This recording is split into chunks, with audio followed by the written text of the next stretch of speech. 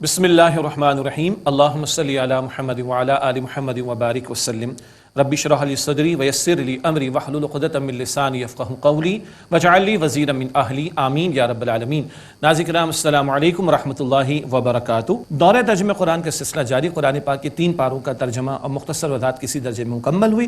اب قرآن پاک کے 4 پارے کا ہم آغاز کر رہے ہیں۔ سورہ آل عمران کا یہ 10واں رکوع ہے اور نصارہ کے حوالے سے بھی گفتگو آ رہی ہے۔ نجران کا وفد، اس کو ذہن میں رکھیے گا۔ اہل کتاب کو 2 ٹوک اور آخری انداز میں دعوت دی جا رہی ہے اور کچھ حج کا ذکر بھی اس مقام پر آئے گا۔ سورہ آل عمران آیت نمبر 92 ہے، 4 پارے کا آغاز۔ اعوذ باللہ من الشیطان الرجیم، بسم اللہ الرحمن الرحیم۔ لن تنالوا البر حتی تنفقوا مما تحبون، تم نیکی کے کمال کو ہرگز نہیں پہنچ سکو گے جب تک کہ اس میں سے خرچ نہ کرو جس سے تم محبت کرتے ہو۔ وما تنفقوا من شیء فإن اللہ بہ علیم، اور تم جو کچھ خرچ کرو گے کوئی شے تو بے شک اللہ تعالیٰ اس کو خوب جاننے والا ہے۔ نیکی کے کمال کو چاہتے ہو تو محبوب شے اللہ کی راہ میں خرچ کرنا ہوگی۔ وہ نجران کا وفد جان تو گیا، مباہلہ قبول کرنا، چیلنج قبول کرنا ان کے لیے ممکن نہ ہوا، دل گواہی بھی دے رہے تھے، مگر ان کو ایک پریشانی تھی۔ وہ کیا؟ رومی سلطنت سے ان کو نذرانے ملتے تھے، ان کو سیٹیں ملی ہوئی تھیں، ان کو اختیار ملا ہوا تھا، یہ چلا جائے گا۔ بتایا جا رہا ہے جب تک محبوب شے کی قربانی پیش نہ کرو تمہاری نیکی کامل نہیں ہو سکتی۔ اور کبھی تو اللہ اپنے پیغمبر سے بیٹے کو ذبح کرنے کا بھی تقاضا کر لیتا۔ ابراہیم علیہ السلام کا واقعہ ذہن میں رکھے۔ محبوب شے اللہ کی راہ میں پیش کرنا۔ صحابہ کرام رضی اللہ تعالی عنہم اجمعین، سوالات کم تھے، عمل بہت تھا۔ آیت کا نزول ہوا، ابو طلحہ رضی اللہ تعالیٰ عنہ حضور کے پاس تشریف لے آئے اور عرض کی یا رسول اللہ، بیرہا کا باغ جس کا پانی حضور کو پسند تھا، عرض کرتے یا رسول اللہ یہ بڑا محبوب ہے، میں نے اللہ کی راہ میں دے دیا، اور سینکڑوں درخت بھی وہاں پر موجود تھے۔ اللہ اکبر! یہ ہے دین اینڈ دیر، سمعنا و اطعنا والی شان، یہ ہے پیارے صحابہ رضی اللہ تعالی عنہم اجمعین۔ بتایا گیا جو خرچ کرو گے اللہ کے علم ہے، کسی کو بتانے کی ضرورت نہیں ہے، اخلاص کے ساتھ خرچ کرو، تمہارا اجر اللہ کے ہاں محفوظ۔ اور اجر کس قدر ہو سکتا ہے؟ البقرہ آیت نمبر 261 میں ہم نے پڑھا 700 گنا اور اس سے بھی زائد اللہ عطا فرمائے گا۔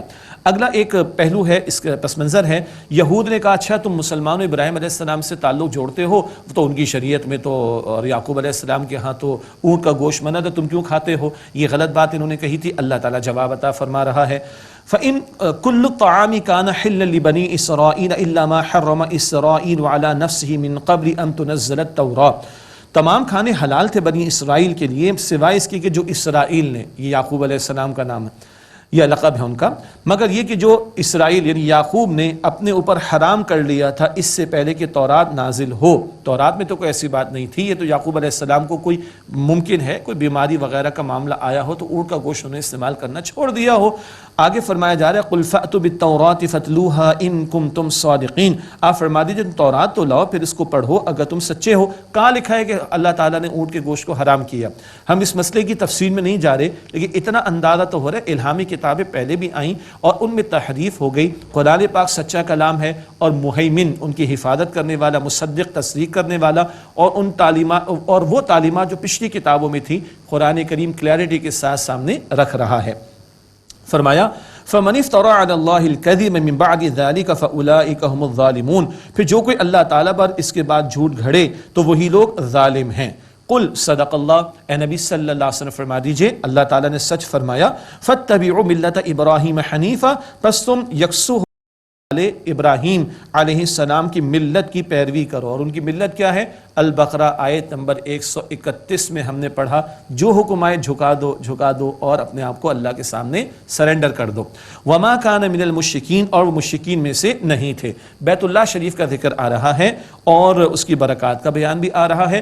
ایک اعتراض یہود نے کیا تھا، بھائی ہمارے تمام انبیاء جو آئے ان کے لیے قبلہ بیت المقدس تھا، اب یہ بیت اللہ کہاں سے آ گیا؟ اس کا جواب عطا ہو رہا ہے، ان اول بیت وضع للناس للذی ببکۃ مبارکا وہدی للعالمین، بے شک سب سے پہلا گھر جو مقرر کیا گیا لوگوں کے لیے وہ ہے جو بکہ میں ہے۔ مکہ مکرمہ کا پرانا نام بکہ، برکت والا ہے اور تمام جہان والوں کے لیے ہدایت کا باعث ہے۔ تو پہلا گھر تو جو زمین پر قائم ہوا اور بنایا گیا اللہ تعالیٰ کی نسبت سے، تاکہ لوگ اللہ تعالیٰ کی عبادت کریں، اس کی طرف رخ کر کے اس کو قبلہ معین کریں، وہ پہلے دن سے خانہ کعبہ چلا آ رہا ہے۔ اللہ اکبر، بیت المقدس بنی اسرائیل کے لیے مقرر ہوا، لیکن اس امت کے لیے مقرر ہوا بیت اللہ شریف، اور یہ پچھلی کتابوں میں بھی لکھا تھا کہ آخری امت کا قبلہ بیت اللہ شریف ہوگا، یہ بات البقرہ میں بھی آ چکی ہے۔ مسجد حرام میں جو نشانیاں ہیں ان کا ذکر آ رہا ہے، بیت اللہ شریف اس کا ذکر بھی آ رہا ہے، اور کچھ اور برکتوں کا بیان آ رہا ہے۔ فیہ آیات بینات مقام ابراہیم، اس میں نشانیاں ہیں کھلی واضح، جیسے کہ مقام ابراہیم وہ جنت سے آیا ہوا پتھر ذکر آ چکا البقرہ میں، ومن دخلہ کان آمینا، اور جو اس میں داخل ہو گیا وہ امن میں آ گیا۔ اللہ اکبر، پہلے بھی ذکر آ گیا، اگر عربوں کے والد کا قاتل بھی ان کو وہاں پر ملتا تو ہاتھ نہیں لگاتے تھے، امن ہی امن کا معاملہ۔ وَلِلَّهِ عَلَى النَّاسِ حِجُّ الْبَيْتِ مَنِ اسْتَطَاعَ إِلَيْهِ سَبِيلًا، اور اللہ تعالیٰ کا حق ہے لوگوں کے ذمے کہ جو اللہ تعالیٰ کے گھر تک پہنچنے کی استطاعت رکھتا ہو وہ حج کرے۔ وَمَنْ كَفَرَ، اور جس نے کفر کیا، فَإِنَّ اللَّهَ غَنِيٌّ عَنِ الْعَالَمِينَ، تو بے شک اللہ تعالیٰ تمام جہان والوں سے بے نیاز ہے۔ کیا بتایا جا رہا ہے؟ استطاعت ہو تو اللہ کے گھر کا حج کرنا ہے۔ دینی طور پر زندگی میں ایک مرتبہ ایک شخص جو کہ صاحب استطاعت ہو جائے، اس کی تفصیلات اپنی جگہ پر حج ادا کرنا لازم ہے۔ خاتون کا معاملہ ہے تو محرم کی شرط بھی ہے اور اس کے اخراجات بھی پورے ہوں تو پھر فرض ہوگا، اور دیگر بھی امور ہیں۔ اللہ تعالی ہم سب کو حج کی توفیق عطا فرمائے، حرمین شریفین کی رونقیں اللہ تعالی مزید بڑھائے، ہمیں بھی اللہ تعالی سعادت عطا فرمائے۔ البتہ ذہن میں رہے، استطاعت کے باوجود کوئی حج نہیں کر رہا، یہ عملاً کفریہ طرز عمل ہے تو مسلمان، مگر استطاعت کے باوجود حج ادا نہیں کر رہا تو حدیث مبارک میں آتا ہے پھر یہودی ہو کر مرے، نصرانی ہو کر مرے، اللہ تعالیٰ کو اس کی کوئی حاجت نہیں۔ اللہ اکبر۔ ایک کفر ہوتا ہے عقیدے کا، وہ کھلے پکے کافر ہوتے، ایک کفر ہوتا ہے طرز عمل کا، تو استطاعت کے باوجود حج نہ کرنا، تو جو یہ کفر کرے یعنی عملی کفر، اللہ تعالیٰ تمام جہان والوں سے بے نیاز ہے۔ اسی طرح نماز کے بارے میں حدیث مبارک جامع ترمذی شریف میں، من ترک الصلاۃ متعمدا فقد کفر، جس نے جان بوجھ کر نماز ترک کر دی وہ کفر کر چکا۔ اللہ اکبر کبیرہ۔ تو ہمیں اس عملی کفر سے بچنا ہے، شریعت کے احکامات پر عمل کرنا ہے۔ اللہ تعالیٰ ہم سب کو توفیق عطا فرمائے۔ اب یہ 10واں رکوع مکمل ہو رہا ہے، اور بنی اسرائیل میں سے نصارہ کا ذکر زیادہ تھا، وہ گفتگو مکمل ہو رہی ہے، تو دو ٹوک انداز میں اہل کتاب بالخصوص نصارہ کو دعوت دی جا رہی ہے۔ قل یا اہل الکتاب لم تکفرون بآیات اللہ واللہ شہید علی ما تعملون، اے نبی صلی اللہ علیہ وسلم فرما دیجئے، اے اہل کتاب کیوں تم اللہ تعالیٰ کی آیات کا انکار کرتے ہو اور اللہ تعالیٰ اس پر گواہ ہے جو کچھ تم کرتے ہو۔ قل یا اہل الکتاب لم تصدون عن سبیل اللہ، اے نبی صلی اللہ علیہ وسلم فرما دیجئے، اے اہل کتاب تم کیوں اللہ تعالیٰ کے راستے سے روکتے ہو اس کو، من آمن جو ایمان لایا، تبغونہا عوجا وانتم شہداء، تم اس میں ٹیڑھ تلاش کرتے ہو جبکہ تم گواہ بھی ہو، خود قبول نہیں کرتے، دوسروں کے قبول کرنے میں روڑے اٹکاتے ہو، تم جانتے ہو تمہارے دل گواہی دے چکے ہیں پھر بھی حق قبول کرنے میں تم روڑے اٹکا رہے ہو اور دوسروں کو بھی روک رہے ہو۔ وما اللہ بغافل عما تعملون، اور اللہ تعالیٰ اس سے بے خبر نہیں جو تم کرتے ہو۔ اب ایمان والوں کو ایک بات سجھائی جا رہی ہے، یا ایھا الذین آمنوا ان تطیعوا فریقا من الذین اوتوا الکتاب یردوکم بعد ایمانکم کافرین، اے وہ لوگوں جو ایمان لائے ہو، اگر تم کہا مانو گے ان لوگوں کے ایک فریق کا جنہیں کتاب عطا کی گئی تو وہ تمہیں تمہارے ایمان لانے کے بعد حالت کفر میں پھیر دیں گے۔ چوکنا رہنے کو کہا جا رہا ہے۔ نزول قرآن ہو رہا ہے، صحابہ کرام مدینہ شریف میں موجود ہیں، عرب قبائل اوس و خزرج کے افراد ایمان لے آئے، مگر وہیں عرب کے قبائل کے ساتھ یہودی قبائل بھی تھے، پرانے کچھ تعلقات بھی تھے۔ دیکھو ان کی بات نہ ماننا، اگر ان کی بات مانو گے تمہیں کفر کی طرف لے جائیں گے۔ تو یہ بات بار بار آتی ہے قرآن پاک میں کہ مسلمان کی قلبی دوستی مسلمان سے ہو سکتی ہے، کافروں سے تعلقات، دلی تعلقات، قلبی تعلقات کی گنجائش نہیں ہے، اور وہ کفر والے تو تمہیں کفر کی طرف لے جانے کے درپے ہو جاتے ہیں۔ چوکنا رہو۔ وَكَيْفَ تَكْفُرُونَ وَأَنْتُمْ تُتْلَى عَلَيْكُمْ آيَاتُ اللَّهِ وَفِيكُمْ رَسُولُهُ، اور تم کیسے کفر کرتے ہو جبکہ تم پر اللہ تعالیٰ کی آیات کی تلاوت کی جاتی ہے، تو کیسے ممکن ہے تم کفر کی طرف چلے جاؤ؟ کیا مطلب؟ اللہ کی آیات سے جڑو۔ وَفِيكُمْ رَسُولُهُ، اور تمہارے درمیان اللہ تعالیٰ کے رسول موجود ہیں صلی اللہ علیہ وسلم۔ یہ تو اس وقت کا معاملہ، آج حضور قرآن پاک ہمیں عطا کر گئے صلی اللہ علیہ وسلم، حضور اپنا مبارک دین اور اسوہ ہمیں عطا کر گئے۔ یہ اگر ہو تو ہاؤ از اٹ پاسبل کہ ایمان والے کفر کی طرف جائیں؟ آج کیوں کفریہ طرز عمل بھی نظر آ رہا ہے، غیروں کی طرف رغبت نظر آ رہی ہے، غیروں کی گودوں میں کتے ہوں تو ان کو اختیار کرنے کو فخر سے جو ہے وہ پیش کیا جاتا ہے انا للہ و انا الیہ راجعون، اور پھر اس سے آگے تک کی باتیں بھی ہیں۔ یہ کب ہے؟ جب کتاب پر سے پشت اور پیغمبر کا اسوہ حسنہ فراموش کیا جا رہا ہو۔ اللہ تعالیٰ کا اپیل کا انداز دیکھیے، وَكَيْفَ تَكْفُرُونَ وَأَنْتُمْ تُتْلَى عَلَيْكُمْ آيَاتُ اللَّهِ، اور تم کیسے کفر کر سکتے ہو جبکہ تم پر اللہ تعالیٰ کی آیات کی تلاوت کی جاتی ہے۔ وَفِيكُمْ رَسُولُ، اور تمہارے درمیان اللہ کے رسول موجود ہے صلی اللہ علیہ وسلم۔ وَمَن يَعْتَصِم بِاللَّهِ، اور جو اللہ تعالیٰ کو مضبوطی سے تھام لے۔ اللہ کو تھامنے سے مراد اللہ کی رسی کو تھامنا۔ ابھی آیت نمبر 103 میں یہ بات آ رہی ہے انشاءاللہ تعالی۔ وَمَن يَعْتَصِم بِاللَّهِ، اور جو اللہ تعالیٰ کو مضبوطی سے تھام لے، مراد اس کی رسی قرآن پاک کو، فقد ہدی الی صراط مستقیم، تو اسے تو یقیناً سیدھے راستے کی ہدایت عطا کر دی گئی۔ دعا کرنی چاہیے، اللہم اہدنا الصراط المستقیم، اے اللہ ہم سب کو سیدھے راستے کی ہدایت عطا فرما۔ یہاں پر آ کر 101 آیات مکمل ہوتی ہیں۔ سورہ آل عمران کا نصف مکمل ہوا۔ یہ 10 رکوع تھے۔ غالب بیان بنی اسرائیل کے تعلق سے تھا، جیسے کہ سورۃ البقرہ میں بھی بنی اسرائیل کا ذکر تھا، البتہ البقرہ میں یہود کا بیان زیادہ تھا اور یہاں نصارہ کا ذکر زیادہ آیا۔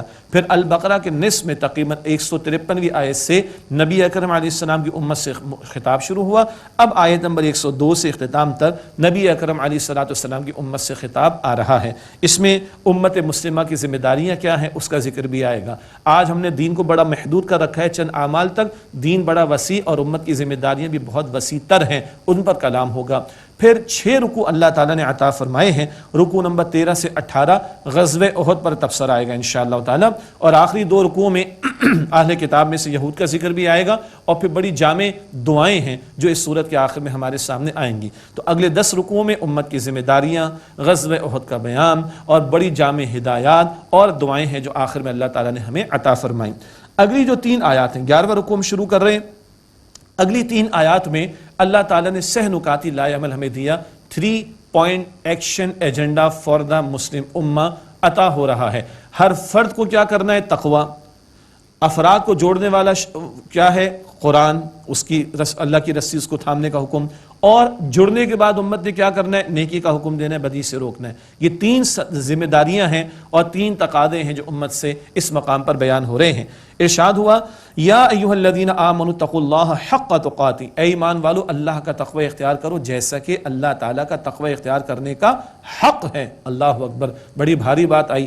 ولا تموتن الا وانتم مسلمون، اور تمہیں موت نہ آئے مگر اس حال میں کہ تم مسلم یعنی فرما بردار رہو، مرتے دم تک مسلم رہو۔ جنازے میں دعائیں ہوتی ہیں، آج ہم کسی کا جنازہ پڑھ رہے ہیں، کل ہمارا بھی پڑھا جائے گا، تیاری کرنی۔ اور ہم دعا کیا کرتے ہیں؟ اے اللہ من احییت منا فاحیی علی الاسلام، جس کسی کو تو ہم میں سے زندہ رکھ، اسلام پر زندہ رکھ۔ ومن توفیتہ منا فتوفہ علی الایمان، جس کسی کو ہم میں سے وفات دے اللہ ایمان پر وفات دے۔ تو اسلام رمضان کے لیے مخصوص نہیں ہے، اسلام جو ہے نا وہ سال کے چند دنوں کے لیے مخصوص نہیں۔ یہ آج ہم نے سیزنل اسلام اختیار کر لیا، اتنے دنوں کا 1 مہینے کا نہیں۔ اسلام ان ٹوٹالٹی اور اللہ تعالیٰ کی بندگی مستقل بنیادوں پر 24 گھنٹے ہر آن اللہ کا مسلم رہنے کی کوشش کرنا اور اس کا تقوی اختیار کرنا، گناہوں کو چھوڑ کر فرما برداری پر آ جانا۔ البتہ ہر بندہ مومن اپنی جگہ متقی بنے، لیکن اکیلے اکیلے نہ بیٹھو، اب جڑنے کی کوشش کرو۔ انسان ہے نا، ان کو جوڑنے کے لیے یکسوئی دینے والا کلام چاہیے ہے، اور وہ اللہ تعالیٰ کا کلام ہے قرآن حکیم۔ اللہ وحدہ لا شریک، اس کا کلام بھی اس میں وحدت ہے، اور جو قرآن پاک سے واقعتاً جڑیں گے اللہ ان کو بھی وحدت عطا فرماتا ہے۔ فرمایا وَاعْتَصِمُوا بِحَبْلِ اللَّهِ جَمِيعًا وَلَا تَفَرَّقُوا، اور تم سب اللہ تعالیٰ کی رسی کو مضبوطی سے تھام لو اور آپس میں تفرقے میں مبتلا نہ ہو جاؤ۔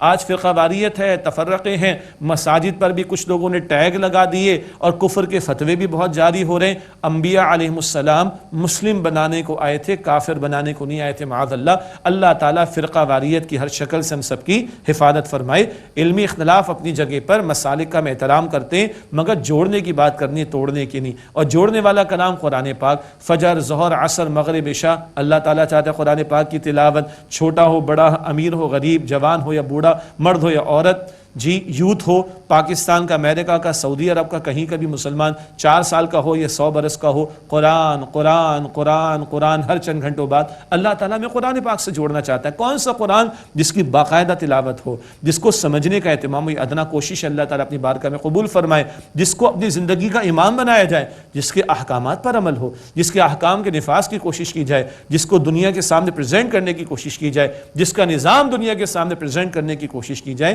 یہ ہے قرآن پاک کے حقوق، ایمان بھی، تلاوت بھی، سمجھنا بھی، عمل بھی، نفاذ بھی، اور دوسروں تک پہنچانا بھی۔ یہ ہے قرآن پاک کو تھامنا۔ آج ہم بہت دور ہیں، اس لیے فرقہ واریت بھی ہے۔ آج ہم قرآن پاک سے کافی دور ہیں، عظیم اکثریت کو نہیں معلوم کیا لکھا ہے، اس لیے جو اٹھتا ہے بیوقوف بنا دیتا ہے قوم کو، ڈگڈگی بجاتا ہے، لوگ اس کے پیچھے پڑتے ہیں اور فتنے میں مبتلا ہوتے ہیں، عقائد بھی بگڑتے ہیں۔ اللہ ہم سب کے ایمان کی حفاظت فرمائے اور قرآن پاک سے تعلق کی مضبوطی مزید عطا فرمائے۔ یہ جوڑنے والا ہے قرآن پاک ایمان والوں کو۔ وَاعْتَصِمُوا بِحَبْلِ اللَّهِ جَمِيعًا وَلَا تَفَرَّقُوا، اور تم سب مل کر مضبوطی سے اللہ کی رسی یعنی قرآن پاک کو تھامو۔ حدیث جامع ترمذی میں نبی صلی اللہ علیہ وسلم نے فرمایا ہوا حبل اللہ المتین، یہ قرآن پاک ہی اللہ تعالیٰ کی مضبوط رسی ہے۔ فرمایا کہ ولا تفرقوا، اور آپس میں تفرقے میں مبتلا نہ ہو جاؤ۔ واذکروا نعمت اللہ علیکم اذ کنتم اعداء فالف بین قلوبکم، اور اپنے اوپر اللہ تعالیٰ کی نعمت کو یاد کرو جب تم ایک دوسرے کے دشمن تھے تو اللہ تعالیٰ نے تمہارے دلوں میں الفت ڈال دی۔ فاصبحتم بنعمتہ اخوانا، تو تم اللہ تعالیٰ کے فضل سے بھائی بھائی ہو گئے۔ وکنتم علی شفا حفرۃ من النار فانقذکم منہا، اور تم آگ کے گڑھے کے کنارے پر پہنچ چکے تھے تو اللہ تعالیٰ نے تمہیں اس سے بچا لیا۔ کذالک یبین اللہ لکم آیاتہ لعلکم تہتدون، اسی طرح اللہ تعالیٰ تمہارے لیے اپنی آیات واضح فرماتا ہے تاکہ تم ہدایت پاؤ۔ سبحان اللہ، کہیں گھوڑا آگے بڑھا دینے پر جھگڑا، کبھی پانی پہلے پلا دینے پر جھگڑا، یہ عربوں کی 100 برس کی جنگوں کا بھی نقشہ ہمارے سامنے سیرت کی کتابوں میں آتا ہے نا۔ اس قرآن پاک نے آ کر دشمنیاں جو ہے وہ محبتوں میں بدل دی اور دشمنوں کو بھائی بھائی بنا دیا، اللہ کی نعمت کا مستحق بنا دیا، جنت کی طرف جانے والا بنا دیا۔ اللہ تعالیٰ نے ہدایت ان کو عطا فرما دی۔ آج ہمارے بھی دیکھ لیے فرقہ واریت کے نتائج، آج ہمارے بھی دوریاں، آج مسلک کی بنیاد پر اور اس بنیادوں پر توڑنے کی باتیں کرنا، مسجدوں پر ٹیگ لگا دینا۔ اللہ تعالی ہمیں فرقہ واریت سے محفوظ رکھے۔ قتل و غارت گری کے معاملات بھی پھر نسل کی بنیاد پر، زبان کی بنیاد پر، تعصب کی بنیاد پر، علاقوں کی بنیاد پر قتل و غارت گری، اللہ ہمارے حال پر رحم فرمائے۔ حرکتیں کرتوت ایسے کہ جو جہنم میں لے جانے والے اعمال، گمراہی کے اندھیرے ہمیں دکھائی دیتے ہیں، کہاں آؤ؟ قرآن پاک کی طرف آؤ۔ اس کی برکتیں کیا ہیں؟ اللہ بھائی بھائی بنا دے گا، الفت عطا فرما دے گا، جہنم سے بچا لے گا، اللہ ہدایت عطا فرما دے گا۔ اللہ تعالی ہم سب کو قرآن پاک سے تعلق کی مزید مضبوطی عطا فرمائے۔ ارشاد ہوا وَلْتَكُمْ مِنْكُمْ أُمَّةٌ يَدْعُونَ إِلَى الْخَيْرِ وَيَأْمُرُونَ بِالْمَعْرُوفِ وَيَنْهَوْنَ عَنِ الْمُنْكَرِ، اور چاہیے کہ تمہیں سے ایک جماعت ہو جو خیر کی طرف بلائے اور معروف کا حکم دے اور منکر سے روکے۔ تم میں سے ایک جماعت ہو۔ ویسے تو پوری امت کو نیکی کا کام کرنا ہے، نیکی کی دعوت دینی ہے، بدی سے روکنا ہے، آیت نمبر 110 میں بات آئے گی، مگر امت کا بڑا حصہ تو سو رہا ہے، اس کے بعد ٹائم ہی نہیں ہے قرآن کریم کے لیے۔ ذرا غور تو کریں، 18 سال کی دنیا جہاں کی تعلیم کے لیے ٹائم ہے، دنیا جہاں کی فضولیات کے لیے ٹائم ہے، کرکٹ کا میچ تو آ جائے تو ساری قوم کو کریز ہو جاتا ہے کہ نہیں ہو جاتا؟ ہاں، سب کچھ دائیں بائیں کر کے کرکٹ کا میچ دیکھتے ہیں، بڑی بڑی اسکرینیں بھی لگانی ہے، راتیں بھی ہم نے کالی کرنی ہے، ایسا نمازیں بھی ضائع کرنی ہے، انا للہ و انا الیہ راجعون، but we don't have the time for the book of اللہ سبحانہ وتعالی، we don't have the time for the task we have been granted from Allah subhanahu wa ta'ala regarding this ummah Prophet Muhammad sallallahu alayhi wa sallam۔ کیا ہے ہماری priority میں چیز؟ تو امت تو سو رہی ہے۔ ارے بھائی، جن کو احساس ہے، ہاں مبارک ہے وہ لوگ جو اس وقت پاکستان بھر میں اور دنیا بھر میں اپنے اوقات کو فارغ کر کے قرآن پاک سے جڑ رہے ہیں۔ اللہ تعالیٰ ہم سب کا جمع ہونا قبول فرمائے۔ تو یہ تو جاگ رہے ہیں نا، اب یہ جاگنے والے جڑیں، اکیلے اکیلے نہ بیٹھیں، قرآن پاک کو تھامنے والے اب جڑیں، ایک مضبوط جماعت بنے اور خیر کی طرف بلائیں۔ عام بھلائی کی دعوت بھی خیر میں شامل ہے، قرآن پاک کو بھی خیر کہا گیا۔ سورہ نحل آیت 30، ایمان والے کہتے ہیں جب ان سے پوچھا جاتا ہے کیا نازل کیا اللہ نے، قالوا خیرا، کہتے ہیں اللہ تعالیٰ نے خیر نازل فرمایا، اس سے بڑا خیر کیا ہوگا؟ تب جڑ کر مل کر خیر کی طرف بلاؤ، اور کیا کرنا ہے؟ وَيَأْمُرُونَ بِالْمَعْرُوفِ، بھلائی کا حکم دے، وَيَنْهَوْنَ عَنِ الْمُنْكَرِ، اور بدی سے روکے۔ یہ وہ امت مسلمہ پر ذمہ داری ہے جس کا ذکر آیت نمبر 110 میں بھی آئے گا۔ اگر امت سو رہی ہے تو جن کو احساس ہے مجھے اور آپ کو، وہ جمع ہو اور اجتماعی اختیار کر کے اس فریضے کو انجام دیں۔ ان کے بارے میں فرمایا وَأُولَئِكَ هُمُ الْمُفْلِحُونَ، اور یہی لوگ فلاح پانے والے یعنی کامیاب ہونے والے، اللہ تعالی ہمیں ان میں شامل فرمائے۔ یہ 6 نکات لائے عمل ہے، 3 پوائنٹ ایجنڈا ہے۔ ہر بندہ مومن متقی بنے، پرہیزگار بنے، گناہوں سے بچنے والا بنے، مضبوط ہو۔ جی اینٹیں پہلے پکا کر مضبوط کی جاتی، پھر دیوار میں ان کو چنا جاتا ہے۔ دیوار میں چننے کے لیے سیمنٹ مٹی گارا استعمال ہوتا ہے، ایمان والوں کو جوڑنے کے لیے قرآن سے جوڑنا ہوگا۔ قرآن ان کو مضبوط جماعت بنائے گا، اور اس جماعت نے کیا کام کرنا ہے؟ خیر کی دعوت دینی، نیکی کا حکم دینا ہے، بدی سے روکنا ہے۔ اللہ تعالی ہمیں یہ ذمہ داریاں ادا کرنے کی توفیق عطا فرمائے۔ ارشاد ہوا وَلَا تَكُونُوا كَالَّذِينَ تَفَرَّقُوا وَاخْتَلَفُوا مِن بَعْدِ مَا جَاءَهُمُ الْبَيِّنَاتُ، اور ان لوگوں کی طرح مت ہو جانا جو متفرق ہو گئے، تفرقے میں مبتلا ہو گئے اور باہم اختلاف کرنے لگے اس کے بعد کہ ان کے پاس واضح نشانیاں آ گئیں۔ وہی ضد ہٹ دھرمی بنی اسرائیل کا ذکر پہلے آتا رہا، ہمیں کہا جا رہا ان کی طرح مت ہو جانا۔ وَأُولَٰئِكَ لَهُمْ عَذَابٌ عَظِيمٌ، اور یہی لوگ ہیں جن کے لیے بہت بڑا عذاب ہے۔ اب قیامت کے دن کے نتائج اور چہروں کا بیان۔ چہرے دنیا میں کچھ روشن ہوتے ہیں نا بچوں کے، جن کا ایگزام ہو گیا اچھا اور رزلٹ ڈے ہے تو چہرے دمکتے ہیں، کچھ کے چہرے کیا ہوتے ہیں؟ بجھے ہوتے ہیں نا۔ جتنا ادھر سمجھ آتا ہے اللہ تعالیٰ آخرت کے بارے میں ہمیں سمجھا رہا ہے۔ فرمایا یوم تبیض وجوہ وتسود وجوہ، جس دن بعض چہرے روشن ہوں گے اور بعض چہرے سیاہ ہوں گے۔ فَأَمَّا الَّذِينَ اسْوَدَّتْ وُجُوهُهُمْ، پس جن لوگوں کے چہرے سیاہ ہوں گے ان سے کہا جائے گا اَكَفَرْتُمْ بَعْدَ ایمانکم، کیا تم نے اپنے ایمان کے بعد کفر کر ڈالا؟ وہی نصارہ کو اس کا ذکر آتا رہا، یہود کا ذکر آتا رہا۔ فَذُوقُوا الْعَذَابَ بِمَا كُنتُمْ تَكْفُرُونَ، تو اب عذاب چکھو کیونکہ تم کفر کیا کرتے تھے۔ اللہ اس برے انجام اور چہروں کے سیاہ ہونے سے ہم سب کی حفاظت فرمائے۔ دنیا میں سمجھ آتی ہے، اللہ آخرت کے بارے میں بتا رہے ہیں، ایسے جو کرتوت ادھر چہروں پر آیا اور ظاہر ہو جائیں گے ادھر آخرت میں۔ وَأَمَّا الَّذِينَ ابْيَضَّتْ وُجُوهُهُمْ فَفِي رَحْمَةِ اللَّهِ،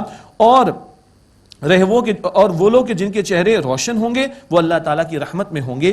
ہم فیہا خالدون، وہ اس میں ہمیشہ رہیں گے۔ اللہ تعالیٰ ایسے چہرے ہمیں عطا فرمائے، اللہ تعالیٰ ہم سب کو اپنی رحمت کا مستحق بنائے۔ آج وہ ایمان کا نور اور نیک اعمال کا نور ہوگا تو کل چہروں پر وہ روشنی ہوگی، وہ نور ہوگا چہروں پر، اللہ وہ ہم سب کو عطا فرمائے۔ ہم فیہا خالدون، وہ اس میں ہمیشہ رہیں گے۔ اللہم انا نسألک جنت الفردوس، اے اللہ ہم تجھ سے جنت الفردوس کا سوال کرتے ہیں۔ تلک آیات اللہ نتلوها علیک بالحق، یہ اللہ تعالیٰ کی آیات ہیں اے نبی علیہ السلام، ہم آپ پر حق کے ساتھ یعنی بامقصد طور پر تلاوت کرتے ہیں۔ وما اللہ یرید ظلما للعالمین، اور اللہ تعالیٰ جہان والوں پر کوئی ظلم فرمانے والا نہیں ہے۔ یہ تو بندے ظلم پر اتر آتے اور اپنے لیے برائی کا فیصلہ خود کر رہے ہیں تو اللہ تعالیٰ اسی پر چلا دیتا ہے اور اسی کی سزا ان کو دے گا۔ اللہ ظلم فرمانے والا عالمین پر بالکل نہیں۔ وَلِلَّهِ مَا فِي السَّمَاوَاتِ وَمَا فِي الْأَرْضِ، اور اللہ ہی کے لیے جو کچھ آسمانوں میں اور زمین میں ہے۔ وَإِلَى اللَّهِ تُرْجَعُ الْأُمُورُ، اور تمام معاملات کا لوٹایا جانا اللہ سبحانہ وتعالیٰ ہی کی طرف ہے۔ یہ جو جملے آتے ہیں نا قرآن پاک میں، کبھی ان کو الگ سے پڑھیں، تمام معاملات اللہ کی طرف لوٹیں گے۔ آج ماں باپ کا دل دکھا رہو، اللہ کو جواب دینا پڑے گا۔ آج بیوی کے ساتھ زیادتی کرو، اللہ تعالیٰ کو جواب دینا پڑے گا۔ آج کسی کا مال ہڑپ کیا، اللہ تعالیٰ کو جواب دینا پڑے گا۔ اللہ تعالیٰ کی کتاب کو پس سے پش ڈالا، اللہ کو جواب دینا پڑے گا۔ اللہ کے دین کے تقاضے پر عمل نہیں کر رہے، اللہ کو جواب دینا پڑے گا۔ یہ جملے کبھی الگ سے بھی پڑھیں تو اللہ اکبر بندہ ہل جاتا ہے۔ اگلا رکوع ہے 12واں رکوع سورہ آل عمران کا۔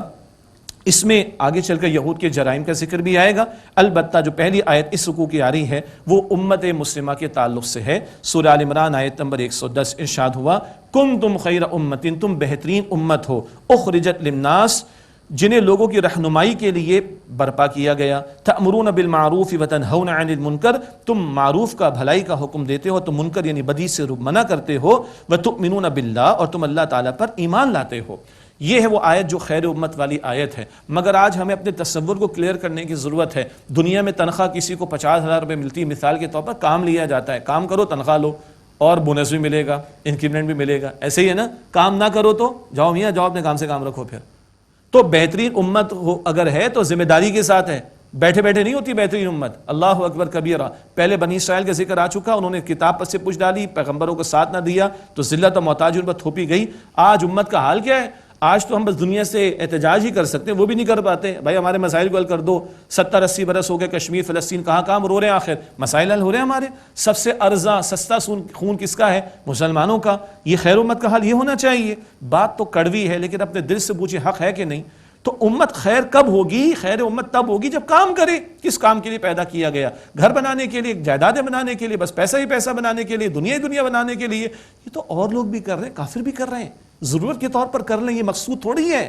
اللہ کے ہاں ہماری اہمیت اس کام کی بنیاد پر ہے، روپے پیسے مال و دولت کی بنیاد پر نہیں۔ تم بہترین امت ہو جنہیں لوگوں کے لیے برپا کیا گیا، ان کی رہنمائی کے لیے تم نیکی کا حکم دو گے، بدی سے روکو گے۔ نیکی کا حکم کب دے سکتا ہوں؟ جب اختیار ہوگا، ورنہ ریکویسٹ کرتا ہوں بھائی نماز پڑھ لے، ہاں۔ اور بدی سے کب روکوں گا؟ جب اختیار ہوگا، ورنہ بولوں گا بھائی بے حیائی چھوڑ دے، سود چھوڑ دے۔ اختیار پھر ہوتا ہے حکمرانوں کے پاس، ان کو بھی کام کرنا چاہیے۔ سورہ حج کی آیت نمبر 41 میں حکمرانوں کی ذمہ داری کہ نیکی کا حکم دے، بدی سے روکیں۔ افراد بھی یہ کام کرے، حکمران بھی یہ کام کرے، پوری امت یہ کام کرے۔ فرمایا وَتُؤْمِنُونَ بِاللَّهِ، تم اللہ تعالیٰ پر ایمان لاتے ہو۔ عجیب انداز ہے قرآن پاک کا، قرآن پاک پڑھتے ہوئے آ رہے ہیں، عام طور پر ایمان پہلے آتا ہے، عمل کا ذکر بعد میں آتا ہے۔ خیر امت والی آیت میں عمل پہلے ایمان بعد میں، کیا مطلب؟ تم کلمہ پڑھ کر بیٹھے رہو تو کلمہ تو پہلے بھی امتوں میں لوگوں نے پڑھا، یہ تو کوئی کمال کی بات نہیں۔ تو وہ کام کرو جو نبی مکرم علیہ السلام کی ذمہ داری تھی، وہ نیکی کا حکم دیتے تھے، بدی سے روکتے تھے۔ سورہ اعراف آیت نمبر 157 میں ہے، آج تم نے یہ کام کرنا ہے، تم اس کلمہ پڑھ کر مطمئن نہ ہو جاؤ، نیکی کا حکم دینا، بدی سے روکنا، یہ فرض تمہیں انجام دینا ہے۔ فرمایا وَتُؤْمِنُونَ بِاللَّهِ، اور تم اللہ تعالیٰ پر ایمان لاتے ہو۔ وَلَوْ آمَنَ أَهْلُ الْكِتَابِ لَكَانَ خَيْرًا لَهُمْ، اور اگر اہل کتاب ایمان لے آتے تو ان کے لیے بہتر تھا۔ مِنْهُمُ الْمُؤْمِنُونَ، ان میں سے کچھ تو ایمان والے ہیں، وَأَكْثَرُهُمُ الْفَاسِقُونَ، اور ان میں سے اکثر نافرمان ہیں۔ ان اہل کتاب میں سے یہود کا ذکر مزید آگے آئے گا، آج کی نشست بھی پائے تکمیل کو پہنچتی ہے۔ آئیے دعا کر لیتے ہیں مختصر۔ بسم اللہ الرحمن الرحیم، اللہم صلی علی محمد وعلی آل محمد وبارک وسلم۔ یا اللہ ہماری جانب سے قبول فرما لے، یا اللہ ہم سب کی مغفرت فرما دے، ہمارے ماں باپ کی، ہمارے گھر والوں کی، تمام مسلمانوں کی مغفرت فرما دے۔ اے اللہ ہمارے صغیرہ کبیرہ گناہوں کو بخش دے۔ اے اللہ اپنے دین کی پکار پر لبیک کہنے کی توفیق عطا فرما۔ اے اللہ ہماری جانوں، ہمارے مال، ہماری اولاد، ہمارے گھرانوں، ہمارے وسائل، ہماری صلاحیتوں کو اے اللہ اپنے دین کی خدمت کے لیے قبول فرما لے۔ اے اللہ اپنی راہ میں شہادت کا رتبہ عطا فرما دے۔ اے اللہ ہمیں جہنم سے آزاد فرما دے۔ اے اللہ ہمیں جنت الفردوس نصیب فرما دے۔ اے اللہ ہم سب سے راضی ہو جا، اے اللہ ہم سب سے راضی ہو جا، اے اللہ ہم سب سے راضی ہو جا۔ صلی اللہ علی النبی الکریم وعلی آلہ واصحابہ اجمعین برحمتک یا ارحم الراحمین۔